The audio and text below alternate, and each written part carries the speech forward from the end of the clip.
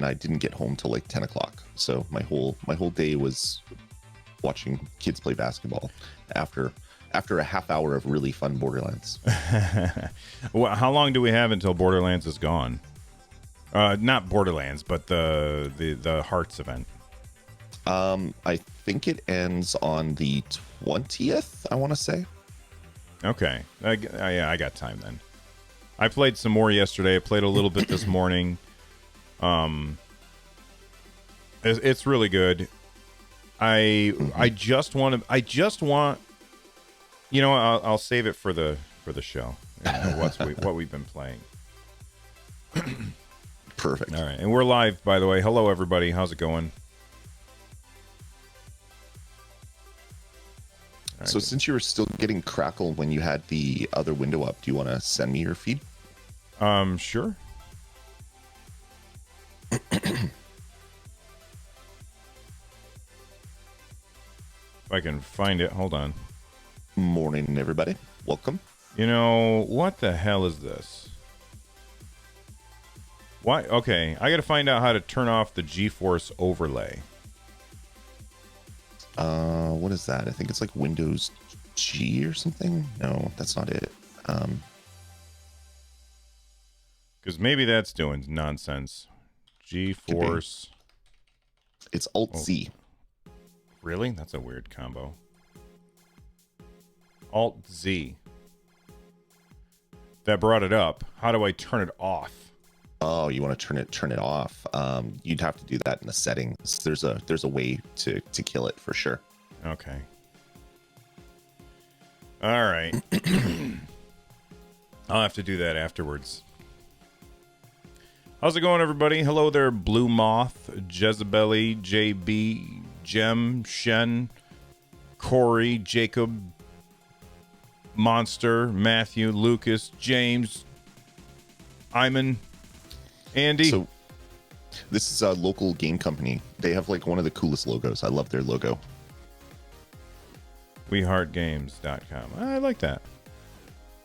Isn't it what do they do? Clean? They're not really making games too much anymore. He's doing work for other companies, but okay. he made mobile titles for a while.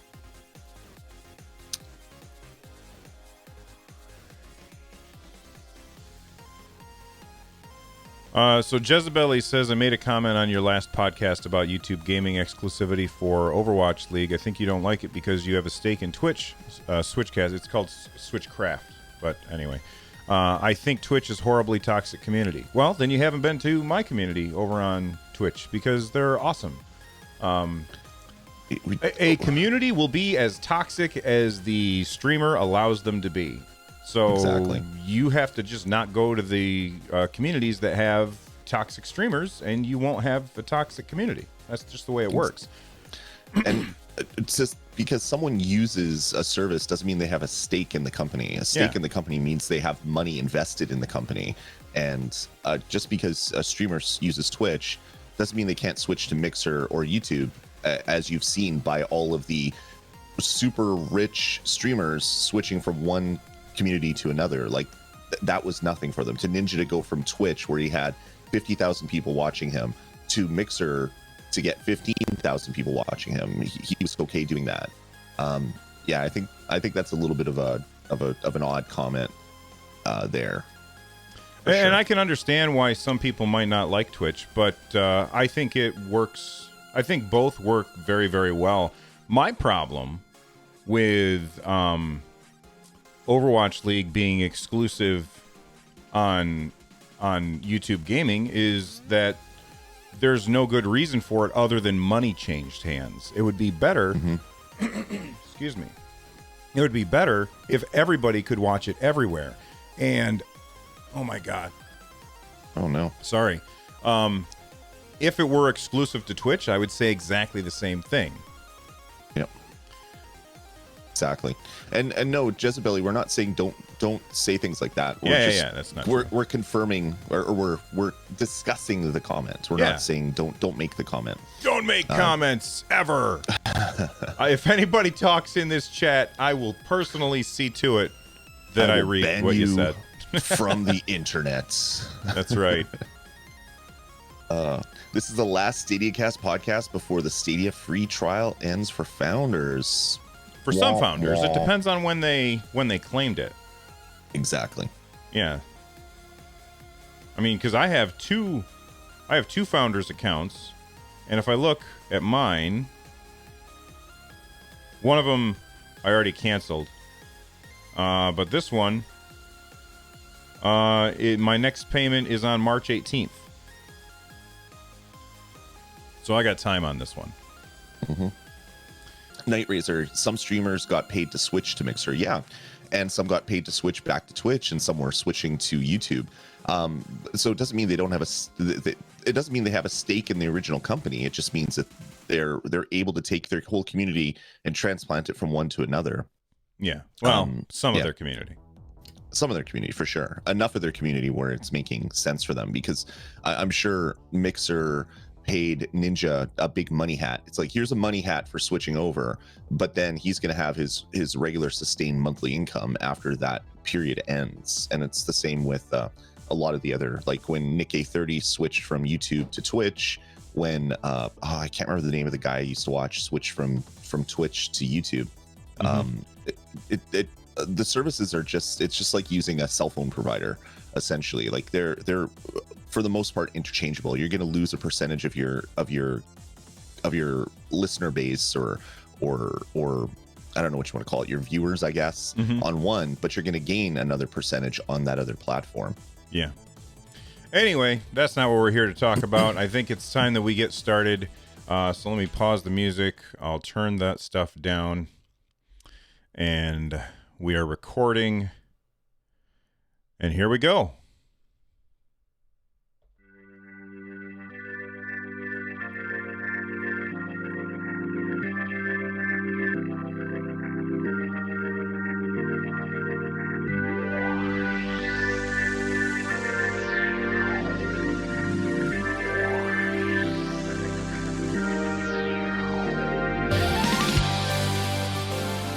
Welcome back, everyone, to Stadiacast, episode 45. I forgot to hit the button. I'm Bill. That's Lloyd. What's going on? Everybody's looking at the logo. What's going on, Lloyd? Not much, Bill. I'm recovering from the epic 2-hour stream we did last night. That was, or yesterday afternoon, rather. That was a heck of a lot of fun. It was. If you didn't see it, it was part of Stadia Super Saturday, so you can go back and watch yesterday's stream. It was an open mic followed by Lloyd and I playing some Borderlands. Lloyd shooting me many times because he's a jerk. But anyway, before we get started, we do record this show live every Sunday morning at 10 a.m. Eastern over at youtube.com/Stadiacast. And hey, if you want to support the show, it's super easy to do. If you're here with us live, you can use the super chat feature to support us and make sure that we see your message. We will respond to every single super chat in the second half of the show. You can also, if you're not here live, or if you're here live, you can become a member to our channel. And if you want to know more about that, click on the join button right down below. Let's start off with what we've been playing. Lloyd, I think you and I have been playing a lot of the same stuff. What have you been playing this week? I've been playing a heck of a lot of Borderlands. So the Switch version of Borderlands is finally not the not the I don't know, the kind of laughing stock that it used to be, the afterthought. The Stadia version of Borderlands 3 has now received the same patch level as console and PC. So we got access to a bunch of improvements, frame rate improvements for when you're getting in and out of, like, Iron Bear, for example, for my character Mose. A lot of improvements that way, but we also got access to all of the other all the other content that's been released. So all of the missions, the Malawan thing, but we also got the DLC stuff. So I've been playing through some of Mad Moxie's heist of the casino. It's Handsome Jack's casino. I've been playing a bunch of that, and we also got the Valentine's Day event is live as well, where you have to go around and shoot all these hearts to unlock exclusive weapons and emotes and skins. So I basically, and you also got the level cap increase from 50 to 53. So I've been playing. I'm level 52.9. I'm almost at 53. and just loving the game, loving the content, and really digging going through the first DLC pack. So much so that the Borderlands 3 is on sale on Stadia, all versions. So I already owned the standard edition, which I got for half off. And for me, it was cheaper to buy the super deluxe version than it was to buy the DLC season pass. So now I own 2 copies of Borderlands 3, I guess, because it was cheaper to do it that way. So everything's unlocked, which is pretty fantastic. But yeah, man, just loving Borderlands. Did a stream of it on Thursday night. Did a stream of it yesterday during Stadia Super Saturday, and it's just so much fun to dive back into that game world after leaving it for just a little bit after I rolled the credits. So, okay, let me ask you a question about the DLC, because I don't have the DLC yet. Is it better to have finished the game first before you get the DLC, or is the DLC done in a way where it can be played concurrently with whatever you're doing? The DLC is playable after you get to Sanctuary. So as long as you've unlocked Sanctuary, you can you can dive right into that DLC content with no problems. It doesn't touch the main storyline. It doesn't require you to be like level 50 to get into it. I believe the level requirement is level 10. So if you're really fast and you get to Sanctuary after you're level 7, you won't be able to get into it right away, I don't believe. But yeah, it's something that you can basically just dive into whenever you want, and it's a heck of a lot of fun. Like, you're on another planet. It's actually not a planet, it's a space station that was set up by Handsome Jack, and it's a casino that basically traps you in until it extracts all your money, and then you're meeting a bunch of people that have been trapped there since Handsome Jack passed away in one of the other games, or actually you brutally murdered him in one of the other games. So it's been a lot of fun to see some of those returning characters come back.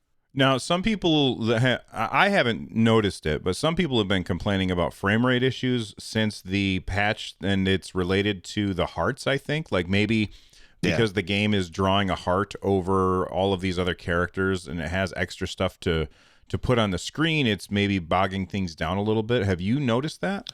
I have noticed when I jumped into the DLC, it was pretty framey, and it wasn't like a Stadia framey. It was just the game itself was hitching. It wasn't like a bandwidth thing, because you're not getting any like macro blocks from your your stream losing connection or whatever. And talking in the in the Run Jump Stomp Discord, a lot of people figured out that if you went and you turned off the Valentine's Day stuff, a lot of that hitching went away. Not all of it, but 90% of that hitching went away. So there's still some issues that need to be ironed out, but this isn't a Stadia only thing. Apparently this is happening across all the different versions of Borderlands 3. Gotcha.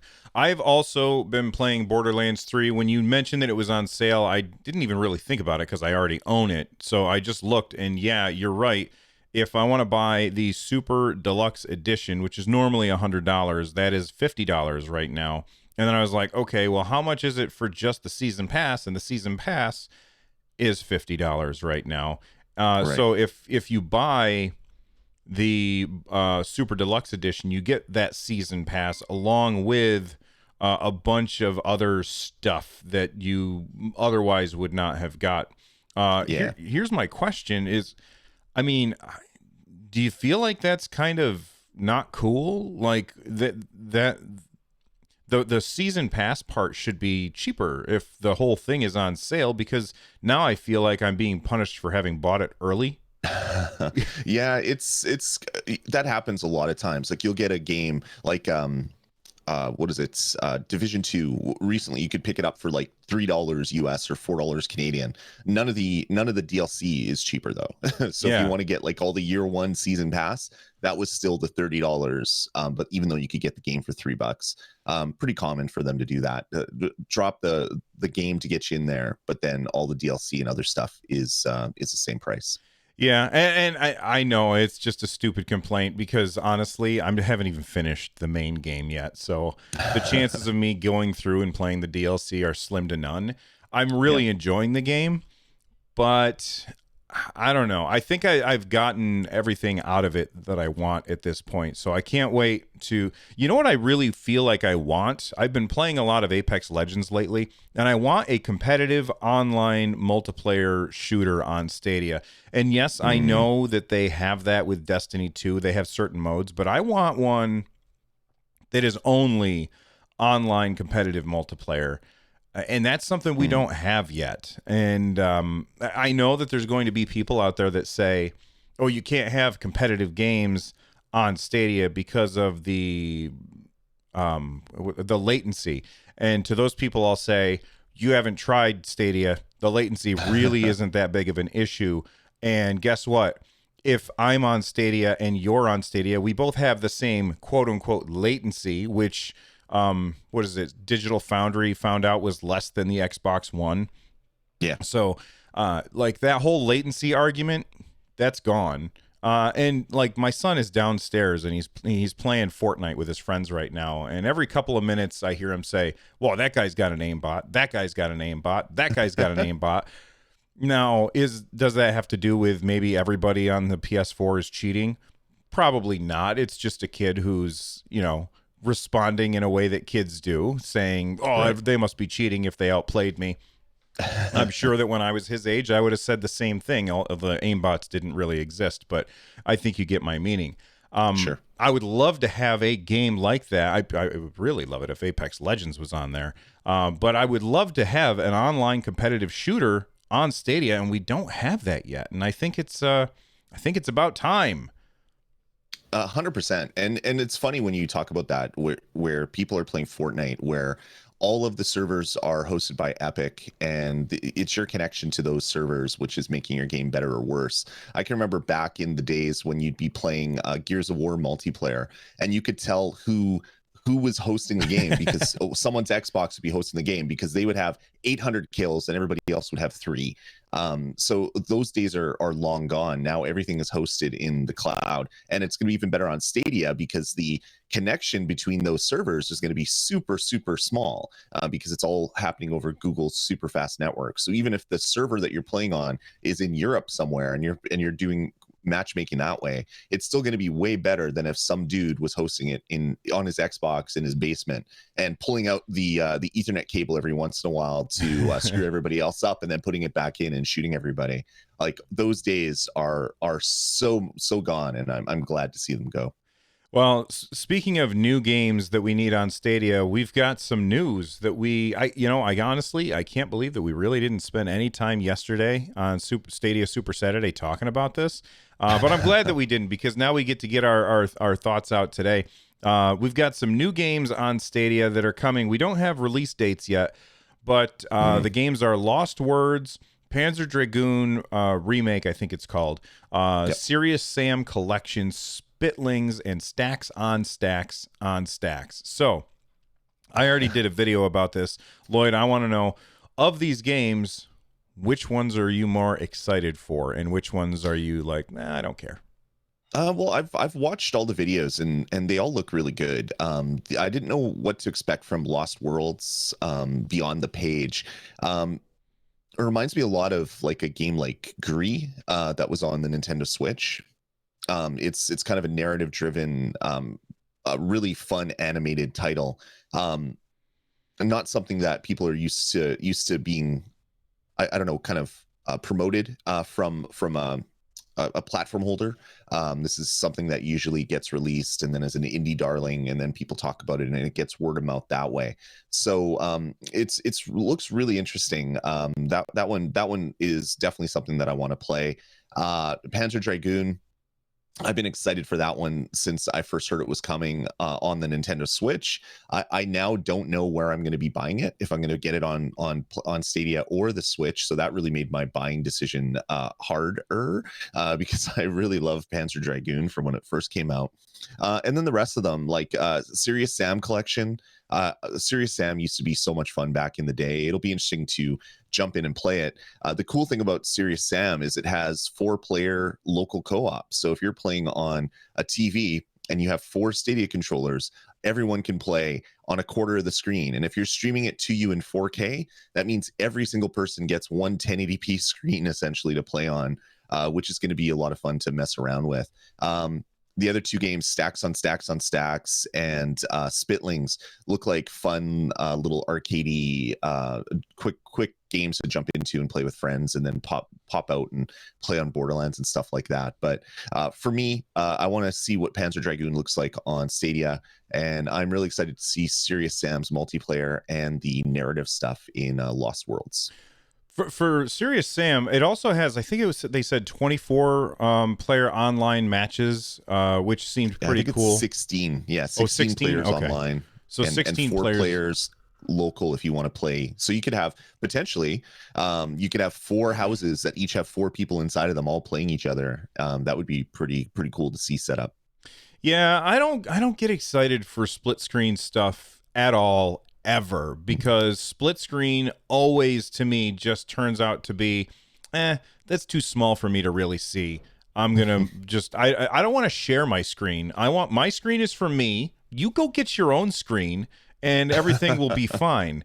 I don't like split screen stuff, so that part of the Serious Sam stuff I'm not interested in. But like I think it said like that there was a horde mode in the Serious Sam thing, so that looked really fun. And yeah, it's a remake, but I said this in the video that I made, that there's going to be I'm sure that there's people, when Serious Sam remake was announced for, we'll say, PlayStation, people were like, "Oh man, yes, I want to play that. That looks awesome. I'm so excited about that."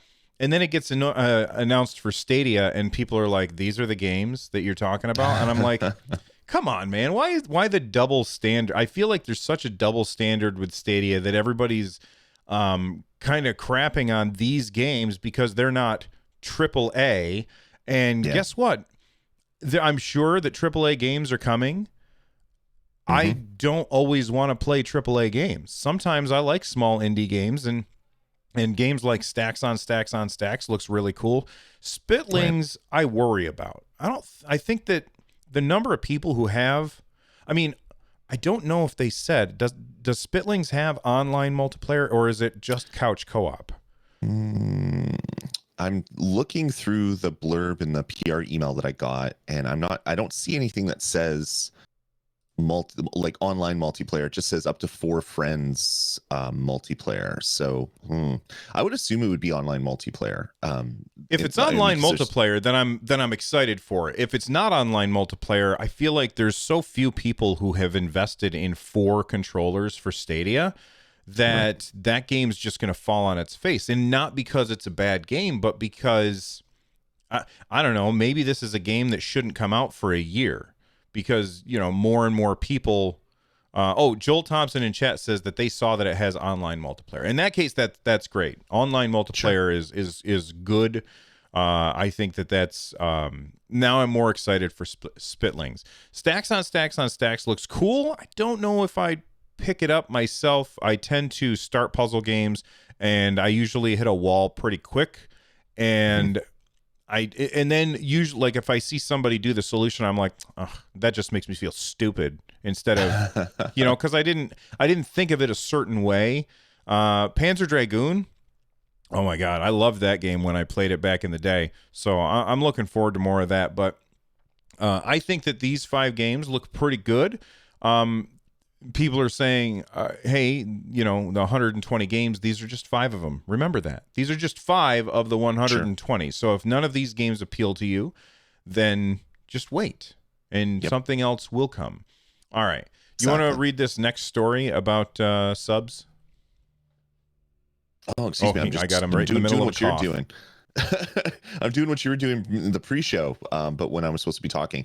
Yeah, so this actually came up during the event that we were doing yesterday, where people are asking, well, what if I bought a game and I want to keep playing it? I know that I can still play games if I bought them, but does my pro subscription go down to Stadia free if I if the once my founder trial goes away, and you can.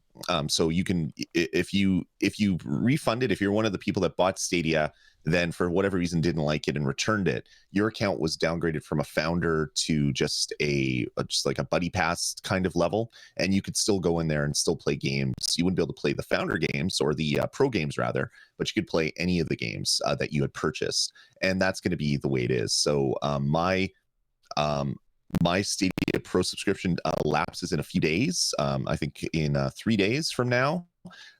So if I don't re-up, that means that all my pro games will still be in my library, but unplayable. But all the games that I've purchased, I'll still be able to get in there and keep playing. So no worries there for people that are going to be going from founder or pro to non-pro in the next week or so. Yeah, and I had somebody reach out to me on Twitter. They had gotten off the phone with a customer service rep, and the customer service rep had incorrectly informed them that no, you would not be able to play anymore. And I had to talk this person down because they were super mad. I was like, dude, don't listen to the customer service reps. Don't listen to the official Twitter. They don't know what they're talking about. Just don't listen to the people that should know. Listen to me. Yeah. Just wait, and I'm sure that you'll still be able to play. It doesn't make any sense for them to yank the rug out from under you. So just wait, and you're going to find that you're going to be able to play your games that you purchased. You won't be able to play the games that you claimed. And if you end up resubbing, then you'll be able to play the games that you claimed and the games that you purchased. So I just have to say, God, Google, you got to get your act together when it comes to communication. Make sure that your customer service people who answer your phones have been trained about what to say when somebody asks questions like this. Yeah. And then make sure that you read every single tweet. Speaking of, oh my God, I can't believe that this happened. So I forgot to put this in the show notes. So in that announcement that they made, and Lloyd, just so you know, I canceled your viewing of this because I was getting too much crackling, and it seems to have gone away now that I stopped sending you my video. But in the community post about these 5 games, at the very at the very beginning, it said something. Yeah, here it is. It says, "You're already looking forward to Doom Eternal, Get Packed, Orcs Must Die 3, Baldur's Gate 3, and many more games coming to Stadia this year." I can't believe this hasn't been fixed yet. One of the first things that I said was, "Oh my God, Baldur's Gate 3 is coming this year." Yes. And then somebody who now I forgot to put it in the show notes, so I can't remember what website it was, but they reached out to, I think it was Video Games D or something like that.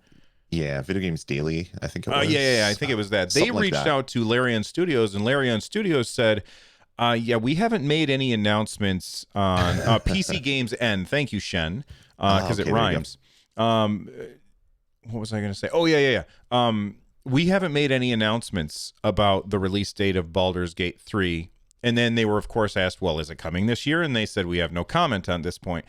Right. So first off, Stadia or Google, what are you doing? You can't, if you're talking about Doom Eternal, Get Packed, Orcs Must Die 3, and Baldur's Gate 3, if you're talking about all of this, then you should send this press release to the companies in charge of those those games and say, is everything okay that we're about to say here?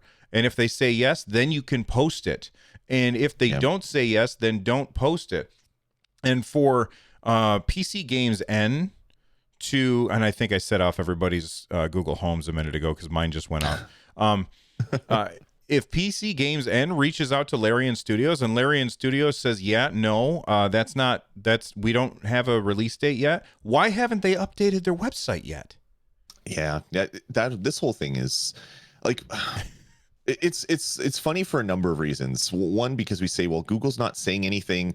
Google needs to start saying things. People are starting to lose a little bit of confidence in the platform. Then Google starts playing things, and then the developers are like, we never said that. Like, what are you doing? And it's really funny. And it goes back to the argument about like announcing games coming to your service. It's like, it's not Google's responsibility to announce that game X is coming to Stadia. It may be Google's responsibility to say, hey, we want to promote you on our official blog. When are you launching, and can we co-announce it with you? But it's not Google's responsibility to say that Baldur's Gate is coming, and it's coming this year, and here you go, you're gonna have fun playing it on Stadia. It's the developers. It's their responsibility. So for this to, I'm sure there was a conversation that happened at some point, like someone in PR talked to someone in PR, and they both agreed that this was going to be something good. And then maybe that one of those PR people were misinformed, and something wasn't communicated the proper way. I still have no doubt that the game is coming this year, but I think maybe that was an announcement that they wanted to do at E3 with a big trailer with the actual date emblazoned on it. Yeah. I cannot wait for that game. That's my most anticipated game of the year, not just on Stadia. Mm-hmm. That's my most anticipated game of the year, unless Breath of the Wild 2 comes out this year, which I do think it will. But yep. If it doesn't, then this is the game that I'm most excited about. Speaking of games that we're excited about, oh gosh, guess what? I did put the whole Baldur's Gate story. It is in the show notes. It's just down below. I was going to say that, but I didn't want to cut you off. No, that's okay. Speaking of games we're excited for, Doom Eternal has a launch date, and it is, oh gosh, I can't remember. March 30th? No. Oh gosh. I knew it, and then my brain just stopped. I'm trying to scrub through the video. 3/20/20. 3/20/20. There we go. So yeah, March 20th. All right. Yep. So this game looks so good, and I'm very excited for the multiplayer aspect of it too. I passed on the multiplayer aspect of Doom on Doom 2016 on my PC.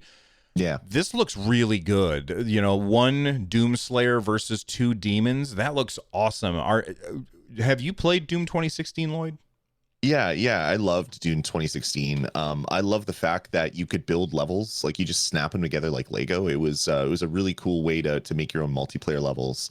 I played a little bit of multiplayer, but I'm not a big like competitive FPS guy because I get frustrated too easily because I've lost a lot of my skills. I used to back when Halo first came out, I was part of a pretty big group of people that were competitive, like before esports was a thing, and we would set up multiplayer nights and things and versus other teams, and I was really good. I am not really good anymore. I am horrible at online multiplayer stuff, so I'll check it out and say, yeah, this is pretty cool, and then I'll just drop it. But this asynchronous, I guess it's not asynchronous because you're not playing your moves and then someone else gets a notification that, hey, Bob shot a rocket at you. Do you want to move or do you want to take the rocket to the face? I want that game now.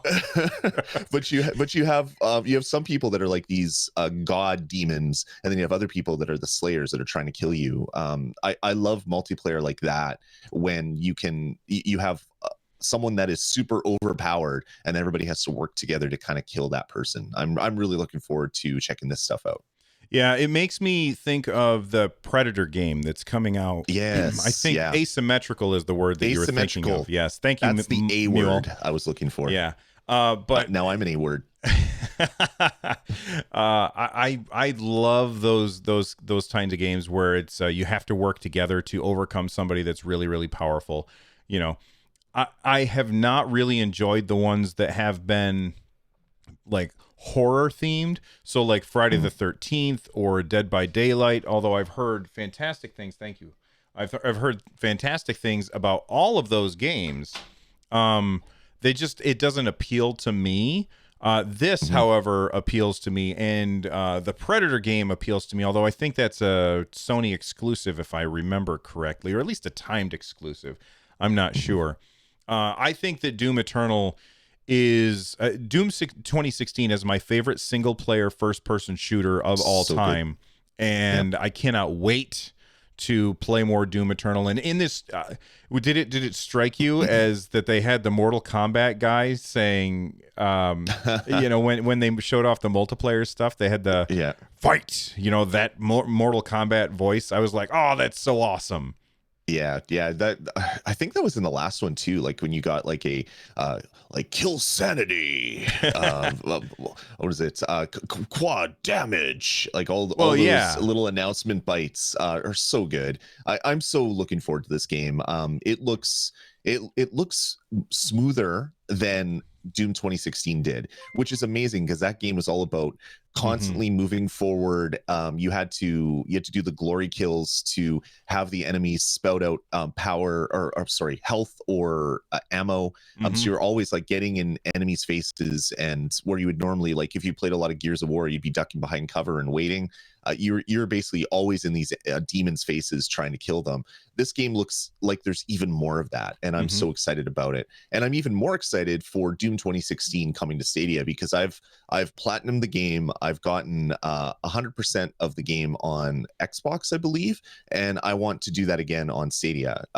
Not that I'm going back into my achievement hunting or trophy hunting pass, but I'd love to play through that game again and get all those trophies, mainly because of all the cool little Doom dolls that you're finding, the little pops that you're finding throughout all the secret areas and things like that. I just can't wait, and I'm super excited to play some Doom Eternal. Now, it's not like me to call somebody out, Lloyd, but I got to call you out because you're like, oh, I'm not going back to my days of trophy hunting. When yesterday we're playing Borderlands and you're like, hey, we got to get this achievement so we can let's kill each other so we can get this achievement. And I'm like, oh, Lloyd, you've fallen prey. Can I explain myself a little bit in that? Yeah, go ahead. I want to have one fully complete game, and I think the one fully complete game that I want to get is Borderlands 3. So I want to get every achievement on Borderlands 3. That's not going to be the norm by any stretch of the imagination, but I want to complete Borderlands 3 because I've gotten platinum or 1,000 gamer score on every Borderlands game that has come out. So I want to continue, and since I'm doing that on Stadia, I have to do it on Stadia. Well, there you go. All right. So that's it for the news this week. And now we're going to take a quick break, hear from a sponsor. When we come back, it's crowd play. We're going to talk about what you guys have to say. So start saying stuff. Stick around. Have you played Atari today? All right, we are back, everybody. First off, I want to thank the people who have done super chats throughout the show. We've got Jezebeli did a super chat. They said, love you guys and happy to support the podcast. And that was actually, looks like they did 2 of those. And then they became a member. So thank you very much. I've been making Metro Exodus Let's Play series that goes up early for members. So I post it for members. And then whenever I post the next one for members, I take the one that was just for members and I release that for everybody. So that's one way that you can justify throwing your money our way. So big thank you for that. Brother Tax sent in a $1.99 super chat. They said, thanks for keeping it PG, watching with my three-year-old. I think it will be safe to say that whenever you're listening to a podcast with either me or Lloyd, it's almost always PG. Is that correct, Lloyd? That is correct. Family friendly for all my shows. Yes. And whenever I make a video that contains stuff that is like, maybe I'm playing a game that is less not family friendly, I always say it in the description of the video. Or what I've been doing lately is using the little ESRB stickers and putting that on the thumbnail to let everybody know, hey, this is a game that's rated M. And I wish that was automatic on YouTube. Like, wouldn't that be cool if because you can say what game you're playing on YouTube, and then they could say, oh, okay, let's throw this ESRB sticker on top of their thumbnail. I think that would be good for families in general. All right, and then Ray Sorry, I was drinking coffee. I love that you do. 6th time that I've thrown to him, and he's been coughing or drinking coffee or whatever. So I'm looking for a new co-host, people. I love that you do that. I saw that, and I'm like, that is genius. That is the perfect way, because I've struggled with that in the past. Like Nintendo Pulse has always been family friendly, except for a small dark time when we dropped a couple S-bombs, as my daughter would say, on the show, and we had people call us out, and it's like, oh God, we didn't even realize we were doing that. But I struggle with games that are really violent or really like over more adult content, and it's like putting that little ESRB sticker on it. That is the perfect way to say this one is not good for the little ones. Yes, and people just noticed that you're using a Tim Hortons cup, right? Mm-hmm. And look at what my wife brought me in. It's a Horton Here's a Who cup. Oh, we're both Hortons. We're the Horton brothers today. Yeah, there you go. I was drinking tea, and Lloyd is drinking coffee. All right. And then Ray Sherrod sent in a $10 super chat. Big thank you. No message with it other than he's a #1 fan. So clearly he is. I think that is 100% correct. All right. What do people have things to talk about here? Let's check chat. All right. CMR wants to congratulate us on hitting 5K subs. So thanks for that, and thanks everybody that's been subbing and joining and watching and interacting with our content. We wouldn't be doing this if it wasn't for all you fine folks. So this has been great. Absolutely, and it's very surprising too, because like I have a YouTube channel, Run Jump Stomp. I've been working on that channel for much longer than this one. And that's sitting at 2,500, I think. And it's just kind of like the graph on that is very, very flat. It doesn't really go up at all. And then the graph for Stadiacast is just going crazy, which is kind of nuts because, I talk about a lot of, what I think it is that I talk about a lot of Nintendo stuff over on the other channel. And there's a lot of Nintendo creators out there. So maybe that's correct. Maybe that's the reason. Shen in chat says, never played Doom 2016, but definitely going to give it a go once it's announced as the free pro game of March. Do you think that's going to be true, Lloyd? I that would be the perfect way to do it. Like that would be a good kind of kick in the pants to the people that were founders, backed it early on when Stadia was a thing, let their pro lapse, and then all of a sudden it's like, hey, subscribe to Pro in March and you're going to get Doom 2016, one of the best shooters that has come out in ever. And it's like, okay, here's my $10, Google. I'm going to jump back in and play this game. Yeah, absolutely. Gold 818 or 818, I think is how that's probably said. So they sent in a $5 super chat. Thank you for supporting at that level. They said, just wanted to say, I used Stadia on Amtrak from Washington to D.C. to Boston, and the game didn't drop once. Amazing. That's pretty cool. Now, I guess my question for Gold would be, were you playing using your phone, as a hotspot, or does Amtrak have some kind of what's the word of Wi-Fi that they allow you to use? Because that's very, very surprising to me. Please let us know in chat, and we'll try to be able to see it. You want to read Daniel Brennan's? Yeah, so Daniel sent in a $5 super chat as well that says, what is the state of online chat when playing multiplayer? I've still yet to hear anybody when playing online, and I still have a couple Tim Hortons cards, which is awesome, Daniel. So yeah, it's kind of a wasteland for voice chat. And I think what part of the problem is if you're playing on the CCU on Chromecast Ultra and you plug a headset into this thing, all of your sound comes into your headphones. It would be really great if there was a mode where only voice chat would come in through headphones, because like on PlayStation 4, when you bought a PS4, it came with like a single earbud that you would use for your voice chat. If you could put something like that into your Google Stadia, I'd be more inclined to do that, because I don't want to have all the sound come into headphones when I'm playing on my TV. Sometimes I do, but probably 95% of the time or 99% of the time, I would never want that. So hopefully that will help maybe more people keep their headsets on just for voice chat. I wonder, I mean, for me, it has way more to do with the fact that I just don't want to talk to people when I'm playing a game most of the time. Like I said earlier in the show, I've been playing a lot of Apex Legends. The very first thing that I do, as soon as I get a match, is I hit triangle to mute the other players, because I don't want to hear what they have to say. 9 times out of 10, it's them screaming obscenities or listening to terrible terrible music that I don't want to hear, or there's a baby crying in the background.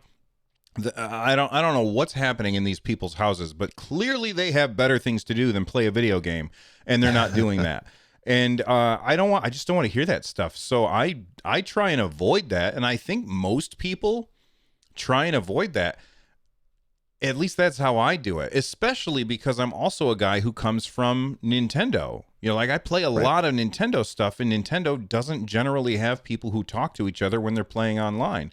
That being said, every once in a while, the people who I'm playing with on, like yesterday, I was playing something on Apex, and who they had a good microphone or something because I couldn't hear all of the background noise. So I didn't mute the squad. And we actually had a pretty, I mean, I don't have a microphone hooked up to mine, but I was playing and they were like, "Oh, hey, I need a thing." And then somebody goes, "Oh, I found one. Here, come grab it." And like, it was just a normal interaction. And I think those are so few and far between that it drives people away. If you really, really want to have a good experience of online chat, I know this isn't what you want to hear, but use Discord. Use Discord and do it with friends ahead of time, or set up a party and do it with set it up with friends. Don't just avoid the randoms, because it's almost always going to be a bad experience, at least in my opinion. Right. Yeah, I agree with you fully. Playing in the masses, especially if you're playing like a Call of Duty or whatever, it's just I don't want anything to do with that. I have found playing Fortnite is usually decent, except for the odd time where they're playing really bad music, or it's this little kid and their brother's screaming at him to go like take out the garbage or something. And I'm just like, ugh, okay, mute. I don't want to hear any of that junk. Yeah. Random Noob in chat, they said this a while ago, and I scrolled back to find it. They said, talking about double standards, because we were mentioning double standards earlier about games that are coming to Stadia, and you know, those same games come to other platforms and people are like excited, and it comes to Stadia and they're like, really? You know, that's a double standard. But Random Noob said, talking of double standard, data caps were all the talk for Stadia for a while. And now when GeForce Now comes out, it uses more data, and I've not seen a single article on data caps. And that's a really, really good point. I haven't seen any articles about GeForce Now and data caps and how it's doomed to fail. And why do you think that GeForce Now gets a pass on all of this stuff when Stadia had all of these roadblocks in front of them, trying to, like, everybody was mad about it? Really good question. I'm not sure. Maybe because GeForce is kind of a typical PC name that's been around forever, making like video cards and all that stuff. So maybe there's a little bit of cachet there. But there's also a lot of people that don't like Google for whatever reason. Maybe they hate Android, they hate the ecosystem, they hate the Play Store, they hate YouTube. There's a lot of maybe negative connotation to Google, and since they're the new guys getting into gaming, maybe there's some hate there. But it definitely seems like there's a double standard. People are begging Twitch to get into the game streaming, like Amazon to get into the game streaming. They're like, GeForce Now is fantastic, this is amazing. And then Stadia comes out and it's like, rip Stadia. It's like, what are you talking about? Like, how is this a normal conversation you're having, people? It's just so weird. Anthony Talcott just sent in a $5 super chat. Thank you for supporting at that level. They said, do you guys think community outreach wise that Stadia Super Saturday was a success? I spent the day making up for watching The Witcher without the wife. Listen, we've all fallen into that trap where we've been watching something with our wife and she falls asleep. And then you look over and something happened at the end of the last episode and you're like, I gotta know what happens, but she fell asleep. I'm just gonna go ahead and watch it anyway, and then I'll act surprised when it happens again next time when we watch it together. So, Anthony, my first piece of advice to you is just don't tell her. Watch it again and work on your acting skills, because then you guys can still enjoy it together and you don't get in trouble.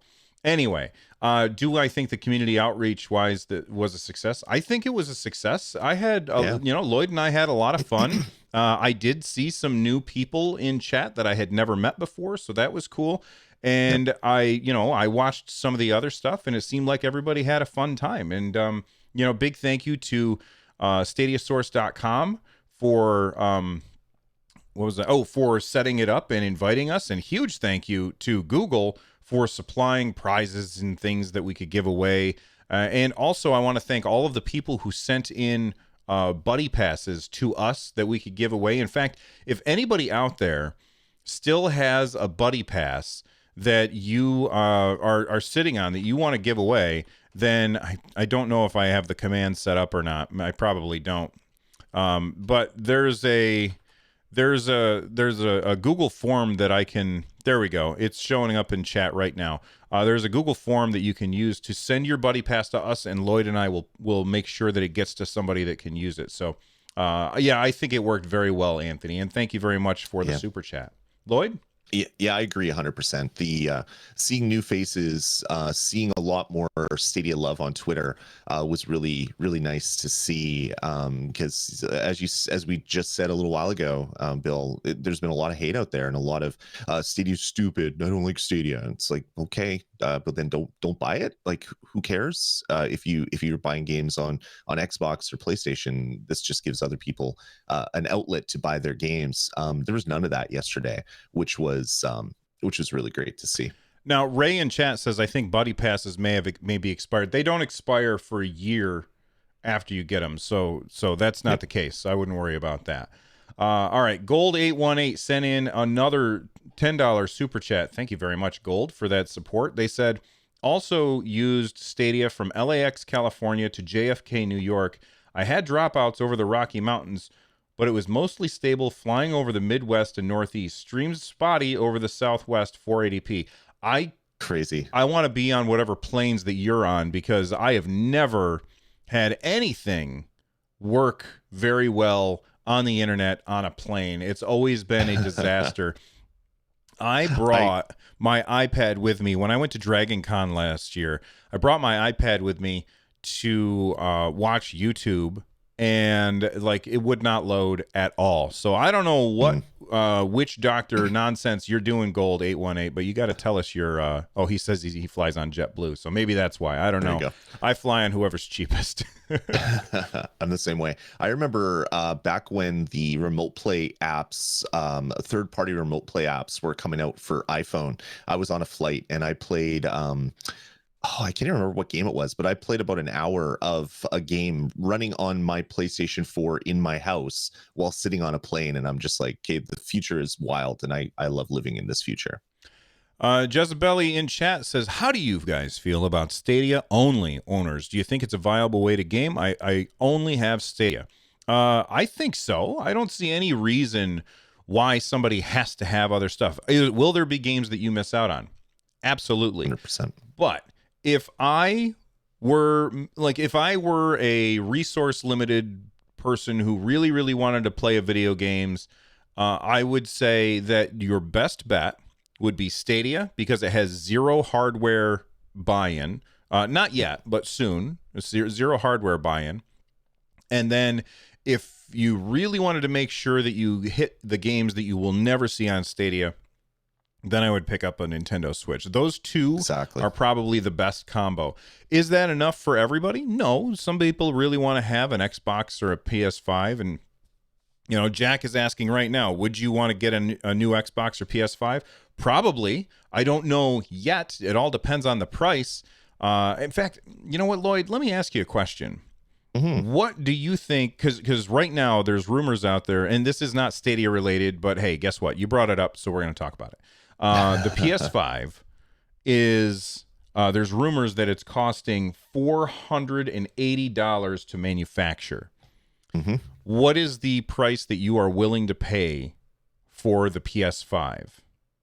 I think the PS5 and the Xbox Series X are going to come out at $400 US, like $399. I think that's what they're going to launch at, no matter what the cost is, because they know that PlayStation 3, they famously stood up on the E3 stage after saying you flip over the crab and hit him in the belly for massive damage and Ridge Racer. They also said our fans are going to be happy to work a second job to buy this, and our price is $599 US, and everyone lost their collective stuff, and I don't think there's going to be a $500-600 console ever again. But I do think $400 or $500 is definitely an okay price for these systems. Now, I figured it would be 500. Now, just to keep in mind for those of you who don't know, and I could be wrong about this, but I read this either this week. I think I read it earlier this week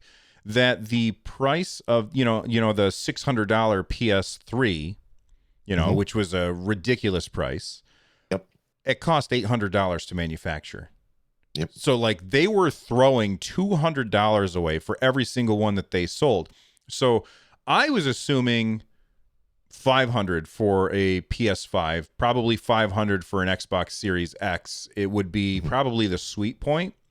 Yep. But now you've got me thinking, okay, if they were willing to throw away $200 on every single PS3, maybe they're willing to do that again in order to make sure that the price is good. People in chat are saying I don't believe under 500 is possible. They're saying I would pay 600 for a PS5. I don't think enough people would pay $600 for a PS5. Yeah. Go ahead. I was just saying, it's one of those things where the only console manufacturer that makes money all the time on their consoles is Nintendo. I don't think they've ever lost money they have selling once. a system. The Wii U. The Wii U, they lost a little bit of money at the start, but then they didn't drop the price, so they eventually were making money on that console. Every other console manufacturer has lost a bucket of money every time they sell a console. When you buy a PlayStation 4, PlayStation 5, you're not only buying the $500 piece of hardware there, you're buying games. The game manufacturers get $10 if it's a physical disc, or they get 30% if it's bought digitally. And they also get your subscription. They get your Xbox Live or PlayStation Plus, $60 a year. So there's money coming in to start making up that loss. I can't see them bringing a PlayStation 5 out for $600 and then Microsoft comes in and says, all right, we've already lost billions of dollars in previous generations. Let's drop this to $299 and we're going to eat Sony's lunch. It's going to be interesting because no one's going to announce the price. No one's going to want to be the first one to flinch, right? There was actually interesting. There was actually a story specifically about that. PlayStation. Sony said, we want to see what Xbox is going to do first. Because I wrote about this on my newsletter, runjumpstomp.com/mail. Make sure you join the newsletter. I wrote about this on my newsletter. They were like, we're going to see what Xbox is going to do. And for them to say that out loud, now Xbox is going to sit there and say, all right, well, we're going to tell you when we feel like it. And I wonder if we will get out of E3 without finding out a price on either of those systems because they're playing chicken. What do you think? Yeah. You think that that's going to happen? I don't know. I know Microsoft is probably going to come in. They're going to do something stupid. They're going to say, all right, the Xbox Series X, it's going to be $299. Oh my God. And if that, they're just going to, and Sony's eyes are literally going to bulge out of their head, and every exec is going to faint. And they're going to say, if that's too expensive for you, we're going to sell you 149 Xbox Series S that doesn't have a disc. It doesn't have a disc slot and will play all the most recent games, and you could just drop it there. And they're just going to own E3. Like, I could see something like that happen. Not that that's my prediction, but if Sony wants to play this waiting game, I think Microsoft could just launch the first salvo, and Sony is just going to have, they're not going to be able to compete. Yeah, it's going to be interesting anyway. It is going to be interesting, and you can be guaranteed. I know that this is Stadiacast, but Lloyd and I will talk about this stuff because it's super interesting. Michael Perkins sent in a $5 super chat. They said, I got out of gaming with starting a family and starting a business. Thanks to Stadia, I'm back because the spousal acceptance factor is so low. And that's a really good point. You don't have to say, honey, I want to play this game. Well, how much does it cost? Well, it costs $60 and I got to spend $300 on a thing. Is that okay with you? And she goes, what did you say? I said $60, honey. That's what I said. I said $60 and $300. And then I said you're very beautiful. But yeah, you don't have to convince your non-gaming spouse that this box that sits underneath your TV is a good investment for something that they will never use. Yeah, exactly. I 100% agree, Michael. Thank you very much for the support. All right, a last chance for any of your comments to get on the show. Where does this go? Oh, go for it. I have one comment from Daniel Brennan. I still can't believe that Skyrim is not on Stadia so that I can buy my 20th version. Me too. I own Stadia on everything, or sorry, Skyrim on everything. I want to own it on Stadia so I could play it at crazy huge resolutions and amazing texture packs if mods are added to it. I'm looking forward to that as well. You love Skyrim a lot, don't you, Lloyd? One of my favorite games of all time. If you want to know how much, there's an episode. Oh yeah, there you go. We were on the same wavelength. If you want to know how much Lloyd adores Skyrim and why he loves it and how it helped him through some tough times, then listen to episode 1 of season 1 of 143 Pixels. You can find that over at anchor.fm/143 #sellout. Amazing. Yeah.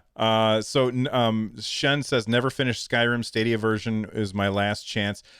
Listen, it doesn't matter. You don't have to finish Skyrim. I never finished Skyrim, even though Lloyd 100%ed it multiple times. I played Skyrim like 3 different times. I never finished it, and I still had a wonderful time playing that game because it's this kind of game where it doesn't matter if you finish it. You're just in that world. They just did such a wonderful job crafting that. Do you think Elder Scrolls 6 is coming to Stadia? It has to, it right? Has to, right? It's got to. I can't see it not being on Stadia, and the ability not to have to download a 60 gig game or buy a disc for it and be able to play it the minute it unlocks. I want that feature. Not only that, but being able to play it on any TV in your house. Like, I'm going to play in this room. I'm going to go in the other room and play it, do a little quest. I'm going to go down to the big screen in the living room and play it. And I can maybe do some crafting while I'm on my phone. 100%. That's the kind of thing. Like, that's the thing about those kind of games that it sucks you in so much. And I have to say, I'm not somebody who's interested in playing on my phone, but when a game has mundane things that you need to do in order to make your character better, like crafting and stuff like that, I would love to be able to sit there, watch something on the TV, and craft at the same time. I think that would be awesome.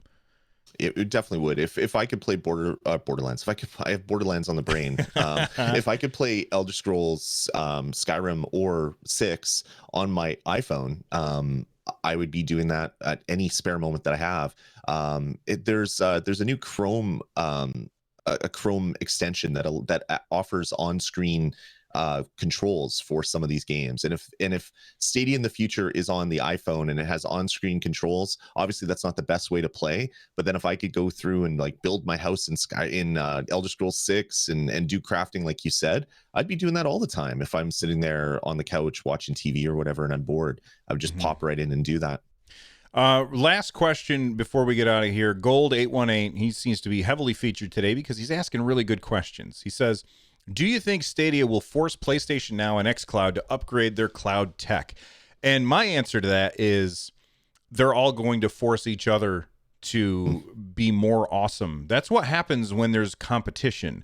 There's so many gamers out there that look at the competition and they say, I want mine to win and everybody else to lose, because I don't want to have invested in something that is not the best. And I can understand why you might think that, but at the end of the day, you're really hurting the industry as a whole by hoping for that. What's much better is that if mine is awesome and yours is awesome and that other one is awesome too, because then they all force each other to get better. What do you think about that, Lloyd?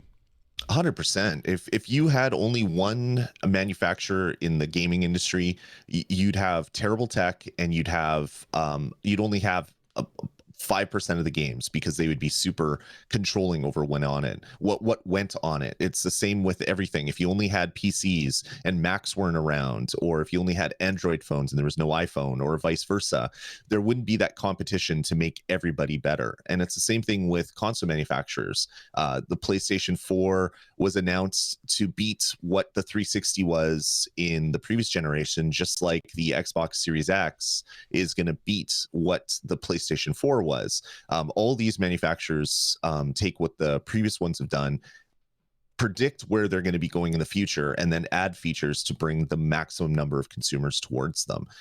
Everybody doing better makes everybody else better. And in the game industry, every new platform that is a success means that new game developers can find a foothold in those platforms, which means that we get better games as a whole across the whole industry. So I don't want GeForce to fail. I don't want Amazon streaming to fail. I kind of want Walmart streaming to fail, because that's just ridiculous. Yes, I hate Walmart. But I want all of them to do better, because that's going to make the tech better. That's going to make the games better. And then it's going to make my downtime playing video games a better experience. Absolutely. And with that, I think it's time that we wrap up the show. If you have not already followed the show on Twitter, it is at Stadiacast. You can follow me on Twitter at RunJumpStomp, and you can follow Lloyd at Dasme. That's DASME. If you use the hashtag Stadiacast, we can find your tweets and we can put them on the show, although I forgot to do that this week, so that's on me. My bad. Join our Discord to keep that conversation going, even when we're not live. Head on over to runjumpstomp.com/Discord. There's over 1,000 people in that Discord waiting to give you a high five.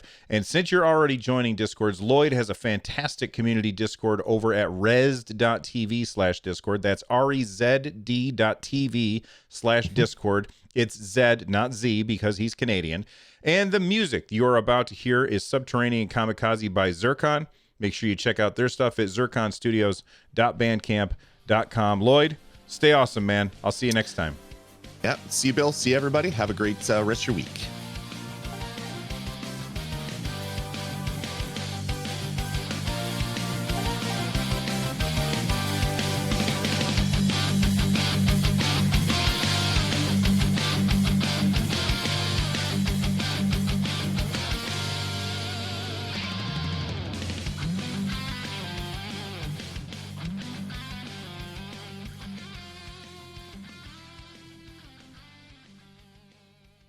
There we go. We did it. Mission accomplished. That was a good show. Good show, man. Yeah, I was a little worried about the second half, but then you guys just really came out of nowhere and gave us a lot of stuff to talk about. Because I was looking at the YouTube comments, because that's like I usually look on YouTube comments and stuff and see what kind of stuff do people want us to talk about, and there just wasn't anything that was really compelling. But then, you guys came out with your super chats and the stuff that you said in chat itself, and gave us a lot of really good, thought-provoking things to discuss. So thank you very much. The show is better because of you. It definitely is. Definitely is. Yesterday and today just shows how awesome of a community we have here on Stadia. I mean, Nintendo's awesome, but there's a lot of interesting individuals, we'll say, that show up to disrupt a show, and Stadia's been not that, which has just been fantastic. We all have kind of a shared goal of playing better games with less hardware being bought and put under your TV.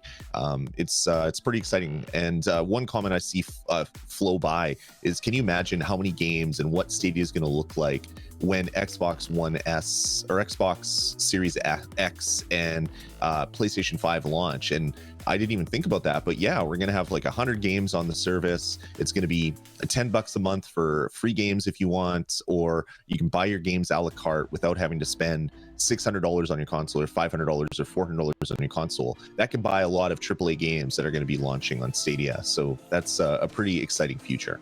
I 100% agree with that. JB in chat says, Bill, we're going to look back 2 years from now and laugh at all the negative stuff about Stadia. That's what I've been saying all along, is that people right now, they're so focused on what is it like now, and they're not thinking, and I think I talked about this yesterday, but they're not thinking about what is it going to be like that we can't even imagine yet in the future.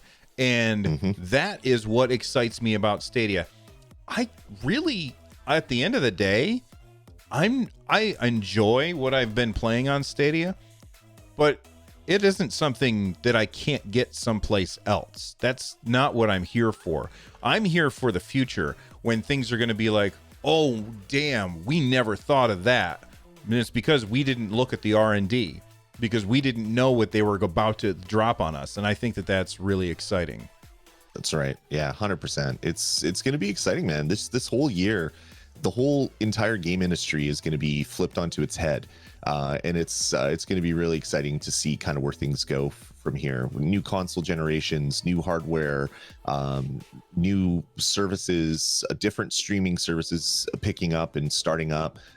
It's going to be pretty exciting. E3 is going to be fun, but then the run up to the new consoles is probably going to be even more fun.